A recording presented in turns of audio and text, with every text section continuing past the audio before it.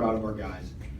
They showed me a lot at the end of the Michigan State game, and I mentioned that of how they battled and would not flinch, nor would they ever have any inkling of giving in. And they showed that at the end, and I think it helped us here tonight in terms of it wasn't exactly pretty, especially the first 25 to 30 minutes, but that resolve and that fight and that grit, as I commended them on in the locker room, shows that they're maturing. And when things don't go well, you can still find ways to be on the left-hand side. But the maturity of Ethan Happ and how he is growing up right in front of our eyes, for Nigel to struggle early, have a seat at the end of the first half and figure some things out, and then to be able to get things going a little bit in the second half, and then to be able to get to the free throw line like we did, I thought was very big for us.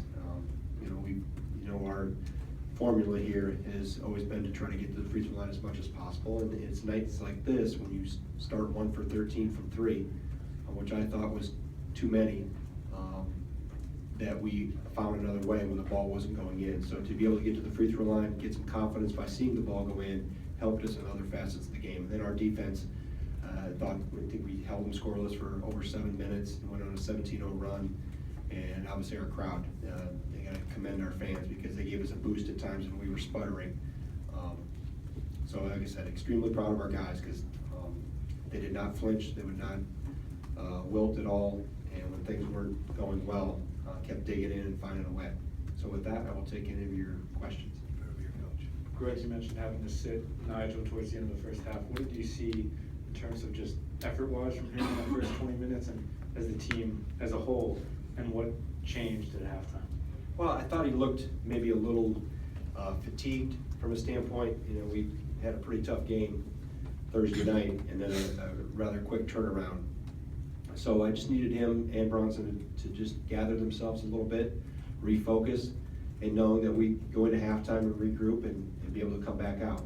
And obviously we talked about things at halftime, what we needed to do, and how we had deviated some from the game plan. We had started pretty well with it by touching the paint in a variety of ways, but then we had deviated from it. And some of that, obviously, what Illinois did in terms of sending extra help and doubling Ethan, but I also thought we didn't handle that well and react to it as well as we could have and as well as we did in the second half.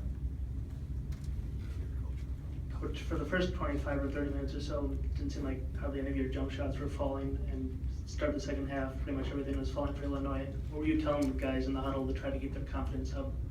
Well, the first 6 possessions, I think they scored on 4 of their first 6 possessions at the start of the second half. But in the media timeout, as I looked up at the scoreboard, I saw our fouls on them racking up, which was a good thing, knowing that we could get to the free throw line quickly in the second half. And that's always a great way to make a comeback, is to try to score when the clock stopped. And they also hit tough shots. I mean, I got to give Malcolm Hill a lot of credit. He's one of the best players in this league, and we knew that before tonight. But some of the shots he hit, even though we were exchanging the ball screens to try to prevent some of the throwback or 3 opportunities with different players and shut off dribble penetration, he hit some step backs and some leaners. And when you have a guy 6'9" up in your face and you still be able to hit those shots, that's a credit to him. And tonight's not the first night he's done it. We watched every game in conference play that they've played, and he's at the top. I think he's leading the league in scoring. He probably doesn't drop any tonight with how he did, and he's a very, very good player. Greg, you mentioned the late fight that they showed at Michigan State. I mean, it's one thing to do when you're down by 22 and trying to make it look better. It's another to do when you're down 13 and maybe on the precipice of losing the second game. Did you have any inkling at any point before that run started that they were on the verge of that? Well, I knew, like I mentioned before, we were getting close to the bonus, and that's always a great way for, as I've said, for players to gain some confidence when the shots aren't going in. And I thought we settled for 2-point jump shots in stretches in the first half, where in the second half we were more determined to play with 2 feet in the paint. And by getting to the free throw line and seeing the ball go in, I think it gave Nigel some more confidence, it gave Ethan some confidence.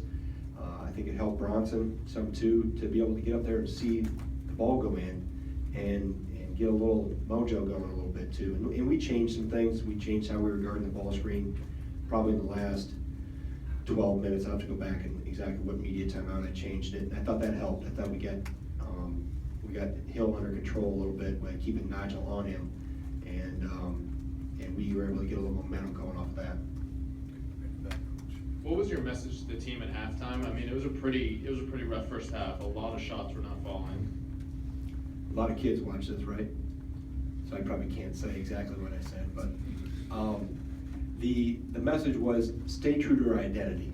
We know what has made us successful. Let's get back to that. And we had to adjust some things we knew they hit some tough shots in the first half, but we're gonna have to stay true to one possession at a time. It's been our mantra from day one. But to just, let's not get out of character here. Even though they're hitting some tough shots, don't hit the panic button. Continue to do what we do, and let's get to the free throw line. Let's not settle for so many intermediate 2-point jump shots. If threes are there, they're open, your feet are set, take them. But if not, let's try to attack, and if we can get to the free throw line, obviously we're only down 5 at that point. But I thought, at least we could get there and regroup a little bit and get back to playing like the last 12, 14 minutes when we made that run. That was Wisconsin, and that was my message at halftime. Let's be ourselves here and not deviate from what's got us in this good position during this run of games. Greg, what is it about Ethan's skill set that allows him to have 6 steals in a game? Well, his footwork is very good. You see that obviously offensively. His balance, his feel around the rim, his ability offensively to play off of bodies, but I think he also does some of that defensively. He's able to react and counter post players that are trying to post him up and feel which way weight is being shifted and kind of counter that a little bit. He gambles at times too much, which he's working at getting better at. But I think for a freshman to be able to do the things he does, and he's got quick hands. I think that's the other thing, his perception, and he was a baseball player, so he's got a cousin that's doing really well in the major leagues. So I think his hand-eye coordination and feel of dexterity with his feet and be able to counter, stay on balance and move and counter people's attempt to pin him defensively. I think he tried to apply all those things to his defensive game.